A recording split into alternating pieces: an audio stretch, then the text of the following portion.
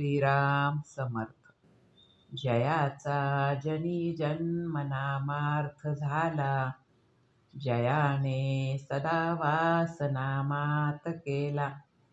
जयाच्या मुखी सर्वदा नाम कीर्ती, नमस्कार त्या ब्रह्मचैतन्य मूर्ती. जय जय रघुवीर समर्थ. सद्गुरू श्री ब्रह्मचैतन्य गोंदवलेकर महाराज यांचं प्रवचन. 29 मार्च. प्रपंचात आपण साक्षीत्वाने वागावे. सत्य वस्तू ओळखणे हा परमार्थ आणि असत्य वस्तूला सत्य मानून चालणे हा प्रपंच होय. आपल्याला वस्तू दिसते ती खरी असेलच असे नाही, पण ती मुळीच नाही असे मात्र नाही.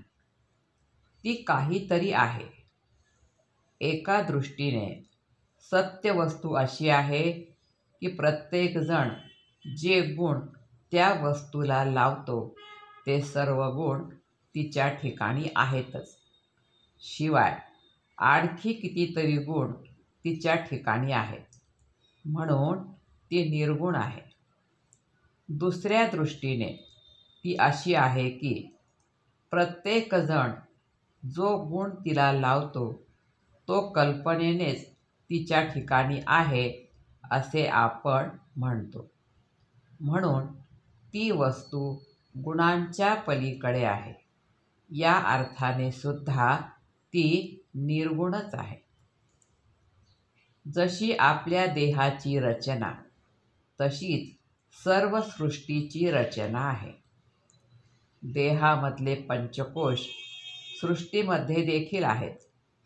फरक एवढाच की देहामध्ये ते मूर्त आहेत तर सृष्टीमध्ये ते अमूर्त स्वरूपात आहेत. भगवंताला एकट्याला कर्मेना म्हणून तो एकाचा अनेक झाला. त्याचा हा गुण माणसाने घेतला.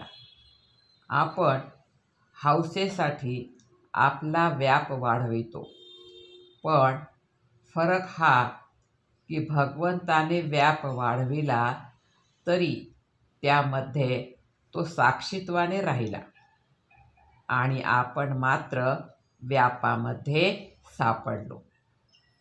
भगवंत सुखदुःखाच्या पलीकडे राहिला, पण आपण मात्र दुःखात राहिलो. व्यापाच्या म्हणजे परिस्थितीच्या बाहेर जो राहील त्याला दुःख होणार नाही. खरे पाहिले तर व्यापातून वेगळेपणाने राहण्यासाठीच सर्व धडपड आहे. व्याप दुःखदायक न व्हावा असे वाटत असेल तर आपण साक्षीत्वाने राहायला शिकले पाहिजे. आपण जगामध्ये व्याप वाढवितो तो आनंदासाठी वाढवितो, पण भगवंताच्या व्यतिरिक्त असणारा आनंद हा कारणावर अवलंबून असल्याने ती कारणे नाहीशी झाली की तो आनंद मावळतो. यासाठी तो आनंद अशाश्वत होय.